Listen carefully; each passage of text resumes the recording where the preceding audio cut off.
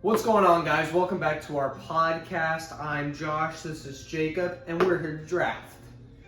With the draft coming up tomorrow, we just wanted to talk a little bit more about these prospects, about what we think that they could be at the next level, how they think that they'll develop, and it's just time for us to do a mock draft. We haven't drafted, we haven't done anything like this in a little bit. It might be a shorter episode. We're going to just do the lottery, tell you who we think should go, not who we think is going to go at different spots. But we're going to start off with the number one pick in the 2022 NBA draft. The Orlando Magic select. We have the same thing. So we both have Chet Holmgren going one.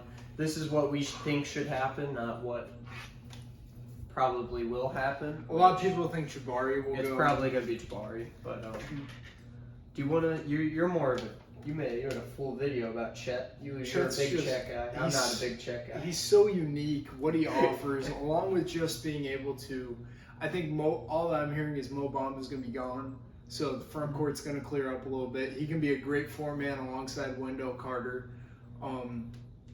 I think he has the potential to be that star, be a top-level all-star in this league with his unique ability to score inside and out, and also be a high-level shot blocker with the ability to guard inside and out too defensively. His length, his athleticism, he's just one of a kind, and I'm excited to see how he blossoms in the NBA, and I hope that he has a long career. So I think Orlando, it would be really smart for them to take him at 1. Now you are all correct with I think his biggest upside is going to be on defense. And I mean, he's very skilled offensively, great handle for being 7'1", 7 foot, and could shoot the ball at a very solid level right now. He's efficient. He could improve, like basically everybody in this draft. Obviously, everybody could improve, but he has the skills necessary to become an all-star. He's got to put on some weight. Like, he's too thin right now. Like, just looking back when they played Jalen Duran in March Madness, he got bodied the entire time. If Jalen Duran never got into foul trouble, Gonzaga probably would have lost that game. But with that being said, I think Chet is one of the most unique talents, and for the same reason that I think that Orlando's probably going to take Jabari Smith, would be the reason why I would take Chet Holmgren. Like, they're both unique talents that have very high upsides in this league to be all-stars. But now we can go on to the second pick, which is the Oklahoma City Thunder. I think we're going to dispute here. I got Jabari Smith. I think Jabari, well, whoever doesn't go 1 will go 2 out of those top 2. But I think that this would be an awesome spot for Jaden Ivey. Why? Because they have too many guards. They got 3 guards then. I think just in general, just like they also have just so many forwards and length and stuff too, that I think Chet would be the best fit. They don't have Like, if they had the perfect world, Chet is going to them. But I think Smith is just like, he's too skilled to the back. He's too ball dominant for them. Yeah. Where you have a guy like Shai Gilgeous, you got Giddey. Giddey's a playmaker first. Like, he's gonna pass first. Shai Gilgeous. Paulo then. I think Paulo he's gonna be an offensive hub. Like, I think Paulo, just to move forward a little bit, is gonna be the best player in the draft.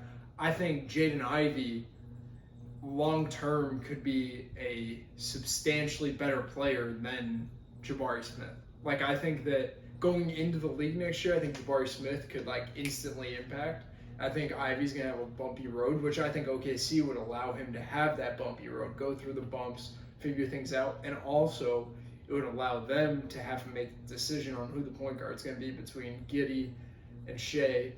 They're alongside Ivey, alongside Lou Dort. It creates that, like, finally, like, set foundation, and then they're allowed to, like, pick their pieces that they want around them 3, and I think it'd be awesome. This is a little bit off topic, but like, would you get rid of somebody there? In OKC? One of those guys? I think Giddey. I think Shai Gilgeous. Shai Gilgeous, every time I watch that guy, I'm blown away. Like, he's an effortless playmaker, effortless scorer. He has the ability to guard. I think that Giddey is too shaky offensively outside of his floater and ability to pass. Mm-hmm. And then defensively, I don't think he's outstanding. Which I think Shai just has the length and athleticism to guard a ton of guys and really be a pest on the perimeter. Giddey has great size. He's a phenomenal, like, one-of-one playmaker. But I just don't see how much, like, to me, I think his room to grow is a lot less than Shai. Like, I think Shai, the sky's the limit. Like, that guy could be all-world type of player at the end of the day. Wouldn't that fit the timeline, though, better? Giddey with Ivy? But I think Shai just has so much room to grow. It would be better with Shai, but I feel like the timeline would be better with Giddey. But it's not that's that off far. top. Like, That's off Shai's topic. 22. Yeah. But that's just, like, in my mock draft, I think Ivy would be the best fit if in my scenario, Holmgren 1, Ivy 2. Yeah, I got Jabari Smith going to the Thunder. I just feel like that adds more playmaking, more scoring into that front court for the Thunder to take that pressure off of Giddey and Shai Gilgeous. You don't think Baisley could do it? He's a pretty good player, bro. Pretty good player. But for Jabari Smith, I think that offensively, phenomenal shooter and shot maker. In Auburn, he needs, like, in his time with Auburn, he showed that he needs to increase his IQ offensively, like, by a lot, because he did a lot of stupid stuff. But and his consistency. And then defensively, he has great versatility. He could slide 1 or 2 slides with a guard, depending on the guard. And I think just with his athleticism, he could become one of the better defensive forwards in the NBA. But that's all I got for him. I just want to make sure that this is good before we... Okay. Keep going. But now for the third pick, the Houston Third Rockets. overall. We both have the same one here. I The could Houston see. Rockets are selecting Paulo Bonkero. Mm-hmm. Paulo has been rising the ranks. Not really like draft wise, but with many NBA GMs, a lot of people are saying that have seen his workouts and seen him in combine that he is the best player in this draft. You want me to start with him or you? You go. Defensively is where he needs to improve. He needs to have better effort and be like. He doesn't need to be the star guy defensively, but he has to be solid and have effort consistently on the defensive end. But offensively is where he thrives. He's 6'10", 250, and he moves like he's 6'3", 180. He has very solid handle, and like for 6'10", his mid-range, amazing. He could improve on his consistency from deep, but still his stroke is very good, so it wouldn't be very difficult for him to become a 36% three-point shooter in the NBA. And one thing that I think his upside would be amazing with is his playmaking. I think he could be an amazing playmaker for a forward. That comes in with the ball handle and his IQ offensively, but I think Paulo definitely has the upside to being one of the, if not the best players in this draft. I think he's going to be the stud out of this class. Like, I think he's going to be the guy to be the top option on a championship level team at the end of the day. Houston pairing him with Jalen Green would be incredible. I just think Paulo would take so much off of Jalen Green in terms of just like being able to give him the ball and allow offense to come off of him. Josh was talking about his playmaking. I think that he's a very underrated playmaker. His assist to turnover is just under 1.5.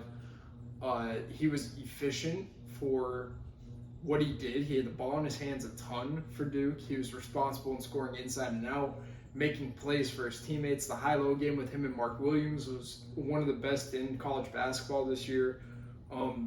He just offered so much at every level, and yes, his motor is his big question mark, especially defensively. He really was up and down in terms of just the overall effort he gave. So I just think at the next level, he'll be able to be playing hard without it having to be that hardcore motor that people look for in college basketball. And I think he's going to be a phenomenal player. Yeah, I think he's the guy that we can throw in an NBA game right now and he could thrive and do very well, produce at a high level, be efficient, be a good teammate, and just do all the things that you want from a high-level player at this level. Yeah. But for the 4th pick, all right, I'm going to say it. This pick's going to be traded, yeah. and I think that the Knicks are going to get it because they are pushing heavily for it right now. Okay. The Knicks or, you know who else is actually pushing really heavy for it? The Thunder. I heard that one. The Thunder trying to get Chet and your boy, Ivy. Could get both. That would be, so you got Ivy? Yeah, I got Ivy going 4th. He's a great downhill at the rim scorer offensively. He has an amazing first step, and he's probably the most athletic player in this draft. He is by fast. far. Oh, yeah, you got to see him in person. Mm-hmm. He's a freak out. Like, I mean, like, all these videos about, like, Draft Express and stuff saying he's a jaw-like athlete. I haven't seen Jaw in person, but I saw Jaden Ivey, and that dude is, like, one of one, able to blow by anyone. When he's jumping up, he almost dunked on, like, 3 people when I saw him live. Like, the explosiveness, the quickness, it is incredible to watch, and I think that that's something, like, for Sacramento in this case, and yours, like, to have somebody that can get downhill, create, do things like that. There's also a lot of rumors that De'Aaron Fox will move, so him paired with Davion Mitchell could be a very good defensive backcourt with the ability for Ivy to have freedom offensively to do his thing, create his own shot. He's an underrated shot creator, in my opinion. Taking Sabonis' name away from the Kings. I'm just talking about the backcourt, not the front court, sorry. I'm sorry. But you can finish about Ivy. Yeah, I was going to bring up, I think his playmaking needs to become better to be a lead guard. Yeah. But it's already there. Like, he has all the intangibles to be a good playmaker. He could definitely be a jaw-like player. I think where he needs to improve, though, I want to see him become a 3-level scorer. I want to see him get that second level. Right now he has at the rim and is a solid shot maker, like a solid 3-point shooter. He has to improve there. I think with NBA spacing, he'll be better. I think like he'll be able to get to his 15-footer, get a floater, like be able to do those things that in college it's way too clogged up. Because for Jaden Ivey, you're going to pack the paint. In college, you're going to have that strong side loaded. You're not going to allow him to get an angle to anything. And then most likely you're going to be up in his grill. Like you're going to try to run him off the 3 and then force tough 2s. But he just like, I think it was more his decision making rather than him not taking mid-rangers that often. Like I think when he took them, his feet were down. It looked smooth. It was in rhythm. Like, this is why I think he should go 2, because like his ability to score right now is very good, and I just think it has so much room to grow still that like it's just the little things, having his own pace, having the ability to slow down, having the ability to read the defense, get somebody in jail, do those things rather than I'm gonna go 100 miles an hour all the time. That's what, like, to pair, for me, it'd be Shea and him in a backcourt would be phenomenal. And I think, like, it would allow both guys to be great at what they do. But also Sacramento would allow the same thing between Halliburton. I tweaked. It's Halliburton and him. Who? It would be Halliburton and Ivy, not Davion Mitchell. That would be really fun. What are you talking about? Sacramento. You don't have Halliburton anymore. Oh, Indiana. I really just like tweaked that trade around in my head. Like I was like, oh, it'd be Foxes in India. I just like my head just got twisted. Oh boy, okay, you can stop talking. Take a breather. But to close out for Jaden Ivey, I think that he needs to same thing that we said with Paulo in the defensive end. I think he needs better effort and consistency, and just with his athleticism, like I said with Jabari Smith, I think he could definitely be a good one-on-one defender. So I got Jabari Smith at 4. Yes, it's just because I think that this dude is one of those high-level shot creators, and I think that this would allow Sabonis to be a 5-man, a playmaking 5-man, Jabari Smith to be somebody that could run around, try to find opportunities for him to make his shots. He has a lot of room to grow defensively, which I think would hurt Sacramento in the short term in terms of just like they have very little defense. They have one guard that could really clamp up, but outside of that, they have struggles across the board. I think Jabari's kind of like the next best guy on the board. So it's like for me in this situation, you got to just take that next best guy, regardless of the fit, because that best guy gives you the best chance of winning in the future. Okay, now we are going to go to the 5th pick, which is the Detroit Pistons. Now this is interesting. This is kind of where 4 is where the draft started. Yeah, just because it's going to be traded. So, but we know who's going top 4. Yeah. I'm thinking best fit for them, and I could see them going Shaedon Sharpe, but I wouldn't want to go Shaedon Sharpe because he hasn't played and he doesn't want to play. So I would say it'd either be Keegan Murray or Benedict Mathurin. Is that how you say it? Mathurin. And I'm going to go with Benedict Mathurin just because with the playmaking and really the ball is going to be in Kate Cunningham's hands 99% of the time. His ability to cut off ball and move off the ball is very, very good. He could knock down an open shot. He's a very solid shooter. He's, like we said, everybody has to improve their percentage to become that very good shooter in the NBA. But he's a great athlete, great at cutting. 6'7" body. He could play the 3 probably. The thing that I'm like shaky about is that he wasn't the best defender, but he has the athleticism to become a very, very solid defender in the NBA. I like the pick. I'm just thinking like Cade's gonna have the ball. He can move off the ball. Like he's not gonna need the ball, and I hate Keegan Murray because they have Sadiq Bey. I think Sadiq Bey and Keegan Murray kind of like. Honestly, fit-wise, I think Detroit needs to trade back. That's kind of just an opinion because I think that there's guys later in the lottery. I like AJ Griffin. That's what I would say. AJ along with Cade would be a really good fit, but AJ Griffin's like the jewel of the back half of this lottery. And Duran. And well, not really. But hate Shaedon Sharpe. Like, I guess it is between Keegan and Benedict. I'll go with you with Benedict because, like, I think he's a lot better than what people have said. Like, I think he should have a genuine argument for that 4th spot where Ivy is seen. Like, I think that he offers more of a complete game than Ivy. Mm-hmm. Ivy's just that freak athlete. Yeah. He's shown the ability to score at 3 levels, but Benedict he's a team player. He went out there, he averaged 17 a game, but it was like he didn't force anything really. He did his game, he played within the offense, played within himself. He was very mature on the floor. He had 2 years in college, so he was able to grow as a player, grow physically. I think him alongside Cade would be pretty good. Like, Cade would have an option. Like, the guy's a good slasher, Josh was talking about. His ability to knock down a 3, his percentage dipped between his freshman year and sophomore year, but he has a smooth jumper, the base is there. He could be really good around higher usage rate. It was a higher usage, that was true. But we're on 6, right? The 6th pick, the Indiana Pacers. So I'm gonna go with Keegan Murray here.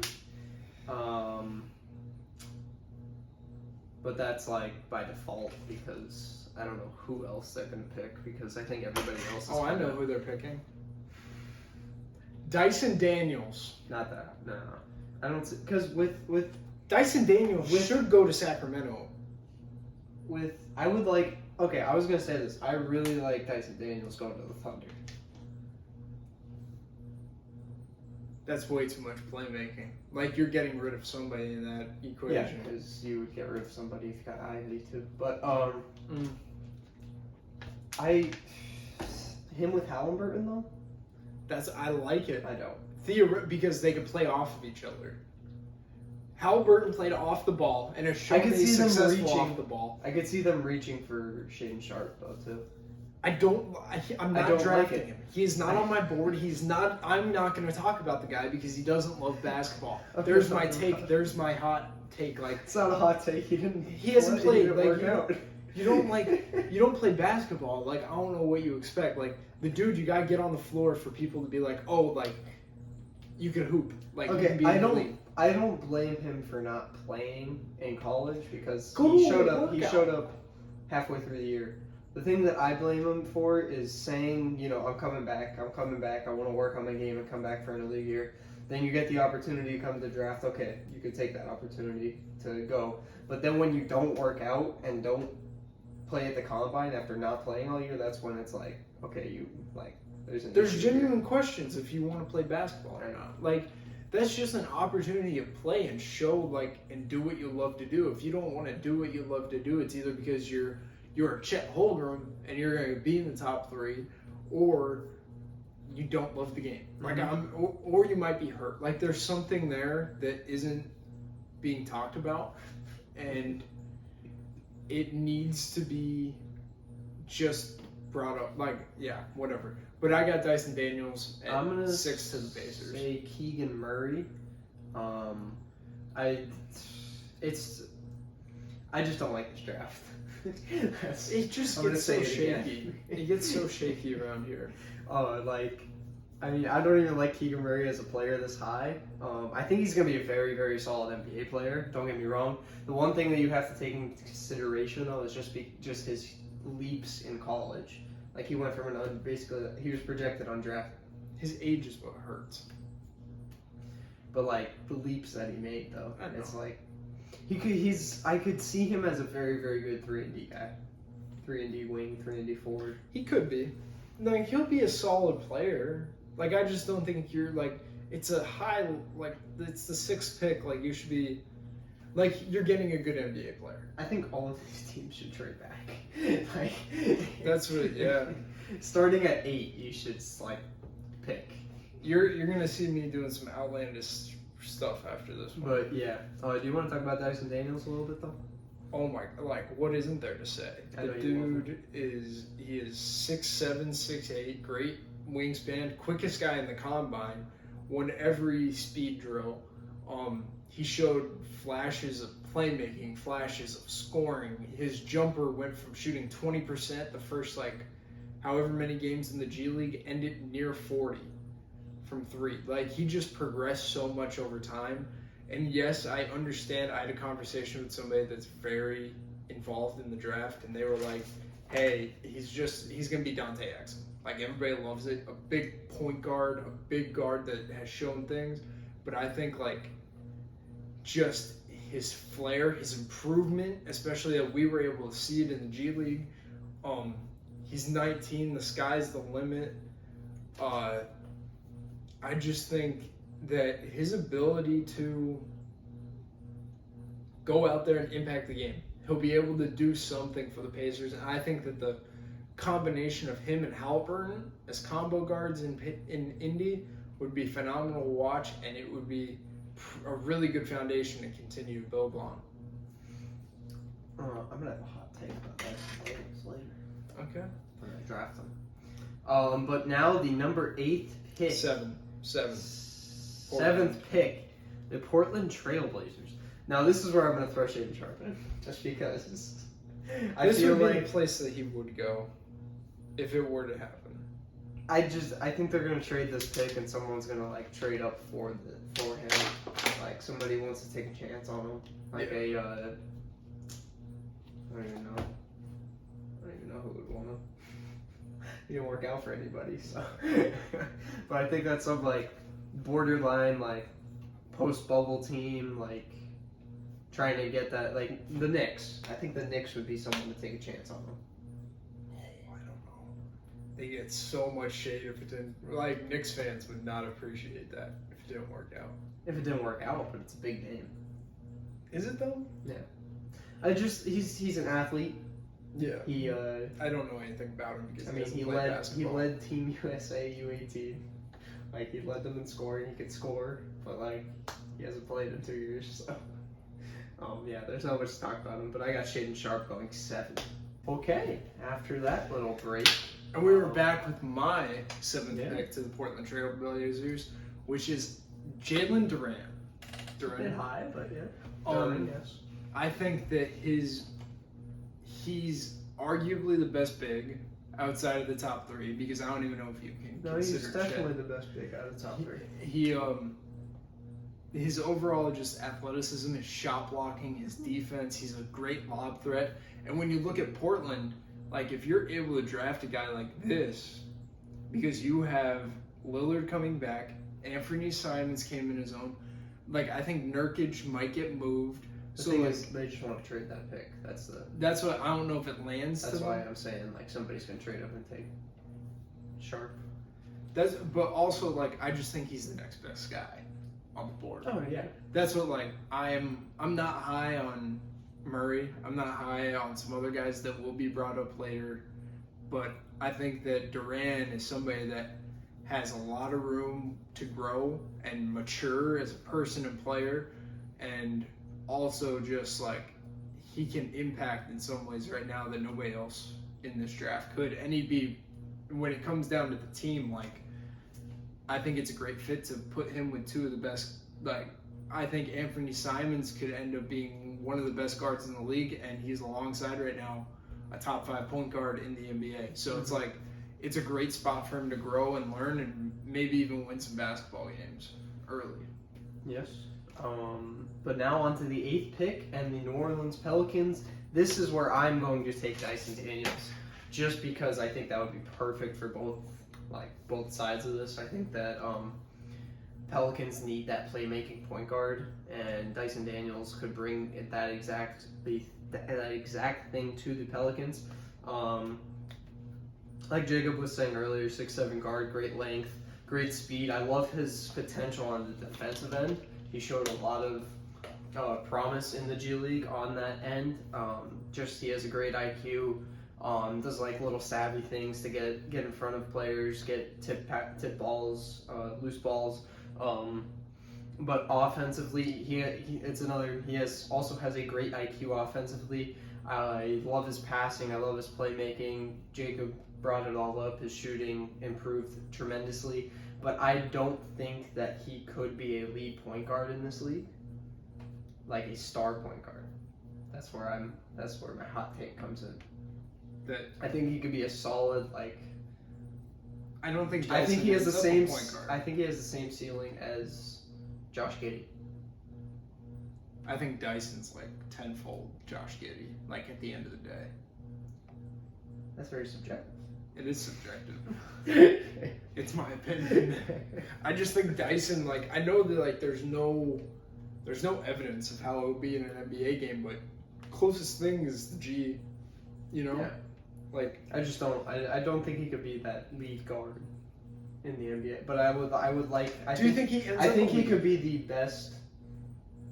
His best self with the Pelicans, just because he could play make. Great fit. Perfect. Great fit. I could appreciate that fit. I think that's like the perfect fit. But if we're gonna go fit, I think like this, like what I'm looking at right now, this mock draft has Abaji, which I think would be really good. But I'm gonna go best player. I'm New Orleans. Abaji is not going. Before We're 20. gonna add talent.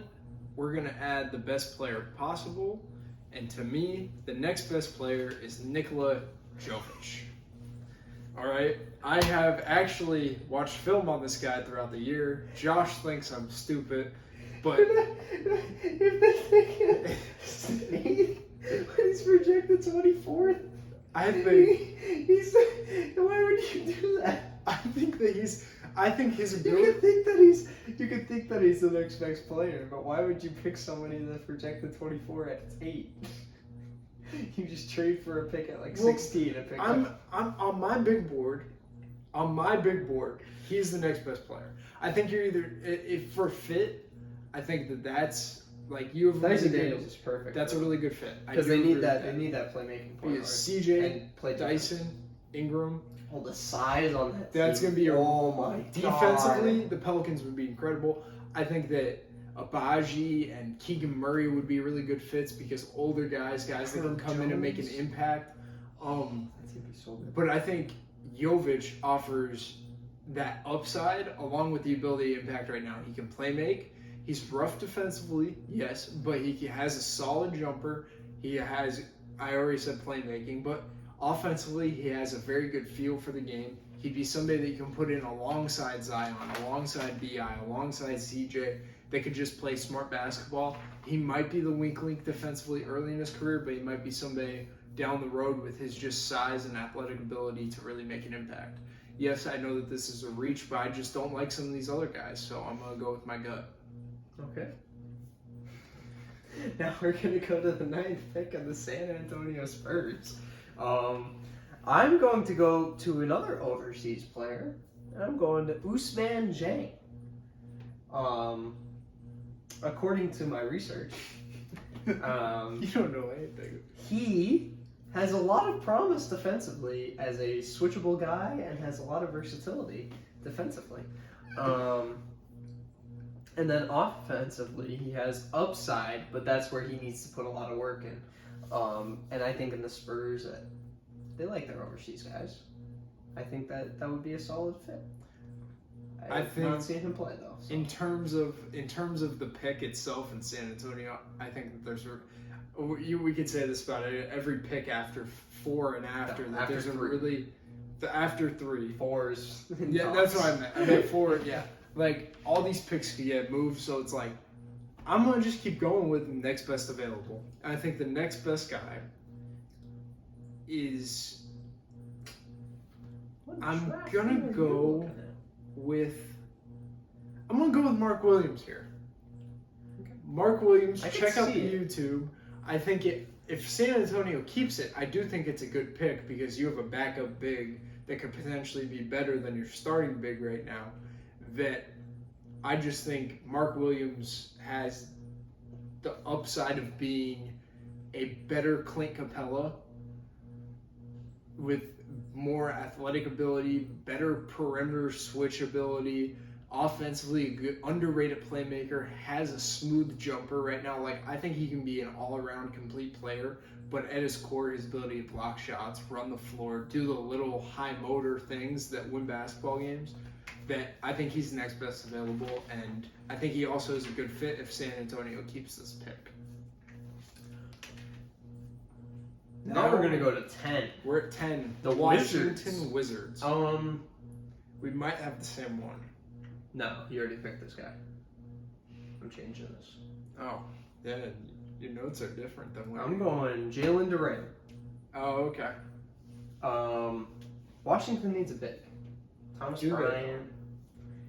They got a lot of injury bigs. prone. I like Jalen Duran a lot more than Daniel Gafford. Don't hate on Daniel He's a Gafford. backup center. I love Daniel He's Gafford. a JaVale McGee-esque player. But better. You would kill if you were a Suns staff Daniel Oh my Gafford. god, I love Gafford on the Suns as a backup center. Daniel Gafford's a great player. But this could change if Beal leaves. If Tea leaves are saying that they like shook hands and he's staying. Okay. Yeah, that's what I would expect. Yeah. Because this kind of came out of nowhere that he was leaving. But if he leaves, I think they go Johnny Davis. Okay. But I'm going Jalen Duran. Jacob brought all the big topics up. I think he can be very solid defensively just because of his athleticism, and he's 270 pounds. He's a big dude. He's a big dude. He looks like a lot smaller than 6'11" when you watch him play. I heard in person, he's like massive. Like he covers a lot of like with how big he is, like he looks a lot smaller. Like he looks like on TV, it 6'8". doesn't do him justice. He looks like 6'8" on TV. That's what I honestly like watching Memphis throughout the college season. I was like, yo, why do they have like a 6'8", 6'7" center? And then like the stats got pulled, like his 6'11". info and it's 6'11", 280. And I'm just like, wow, that dude's massive. He's a huge player, and he could jump out of the gym also. Great athleticism, and then offensively, he needs to work on his jumper a little bit, but he showed like his mid-range jumper is very solid, and around the rim, he's a great player. He could catch lobs, he could put backs. He's very active on the glass.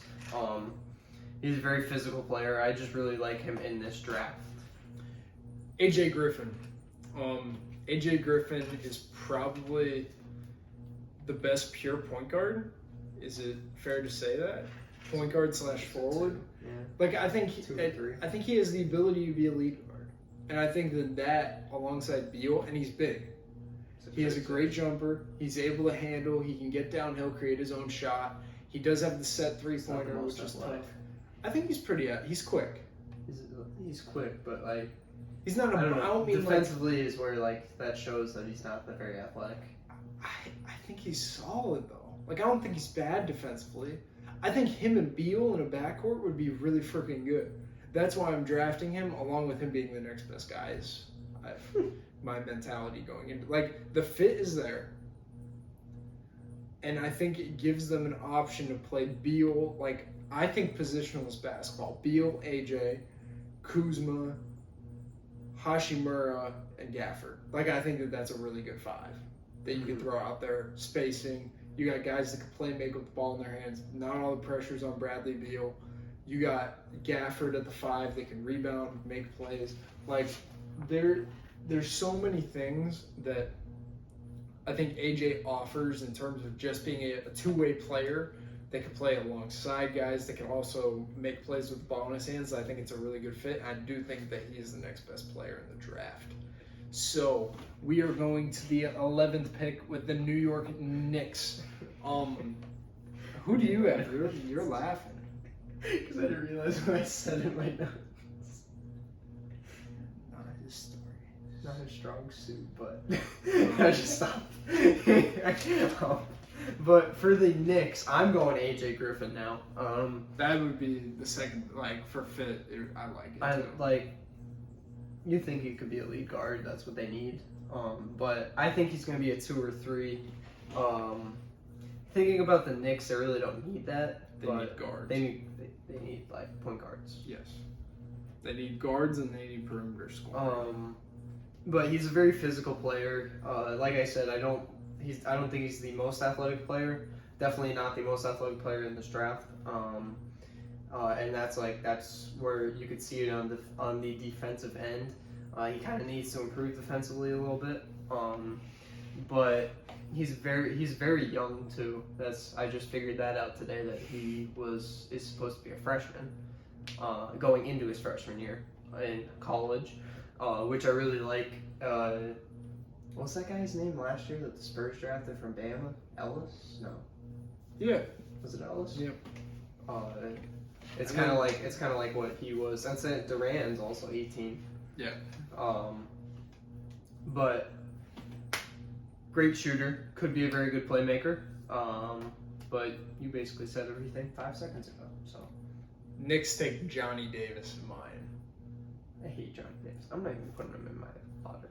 I just think Johnny Davis could bring that scoring. Like I think like there's a chance that Johnny Davis could be a Lou Williams type of guy. Like come in, get a bucket. He's at his best is Jordan Like his Clarkson. ceiling is like a great 6-man, and that perimeter scoring is something the Knicks need kind of right away, and it also gives them some guards that they might be making a lot of moves this offseason just because of timetables and stuff like that. But I think Johnny Davis could offer a lot of things for the Knicks, along with just he could come in right away, and I think he could average a solid 14 to 18 points with efficient shooting, being able to do it all 3 levels. And he is the next best player on the board. So now we're going to 12. OKC for the second time. I'm going with probably the best defender in this draft, and Jeremy Sochan. I like that name. Where's he from? Baylor. Oh, the Baylor kid. Oh, Yeah. okay. Like I said, he's probably the best defender in this draft. Offensively, he needs a lot of work, but he showed a lot of promise this year and some potential. But where you're picking him is for his defensive efforts, like a Tabo Cephalosha. which this is kind of referring to a future video for next week. But yeah, I'm going Jeremy Sochan. There's not much to say. He's a great defender. I'm going Keegan Murray. It's finally time for him to. I thought you said you were. Oh no, that's shit. I just said he'd be later. Yeah. Keegan, right now. Jay Bills thinks he's the most NBA ready guy. For whatever that's worth, I think that Keegan Murray does have an NBA I body. can see it. He is 22 years old. Yeah, that's probably why he's the most NBA ready. He has the ability to score at 3 levels. He's a late bloomer. Josh talked about him before. I think the big thing now, though, in terms of just however he fits in the league, is his playmaking, his three-pointer, his ability to play defense. Like, he's got to be a good 3-and-D wing, do his role, play at a high level. Like, if he thrives in his role, he can be an all-star like Andrew Wiggins. Like, he could be that guy, but I think he's going to be a phenomenal role player in the NBA, and I think that he would be a good fit in OKC, just giving them a 3-and-D wing that needs to go out there and produce at a high level. But with that being said, we're going to Charlotte with the 13th overall draft selection. I'm going Mark Williams, which is actually what your computer says. Oh, yeah. Jacob said it all. Mark Williams. I think he could be an amazing shot blocker. I think he could be a Clint Capella type guy. Maybe even better than Clint Capella, just because I think he has more offensive skill than Clint Capella does. But to start his journey out in the NBA, he will be that role guy, that porch guy where you throw him lobs. But I think over time he could improve a mid-range jump shot, a little pop game, and like playmaking. He does have a very solid handle right now. No way. But I knew I'm who going I was Mark looking. Williams. So it's not for fit, it's for best player on the draft. If I'm Charlotte, I'm not doing this. I am not taking this pick. But I'm saying that the 13th, we're at the 13th pick, right? The 13th best player in this draft is Malachi. I'm going to screw up this pronunciation, but Branham. Was it? I say Branham. But his ability, I was able to see him in person.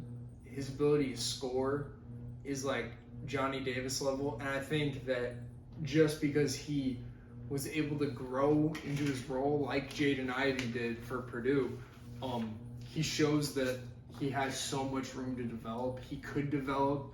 Yes, he's not a fit in Charlotte by any stretch of the imagination, but he could play make. He showed the ability to score at 3 levels. He's a pretty good defender, I would say. Like his ability to sit, his ability to guard 1 through 3, 1 through 4, depending on the team.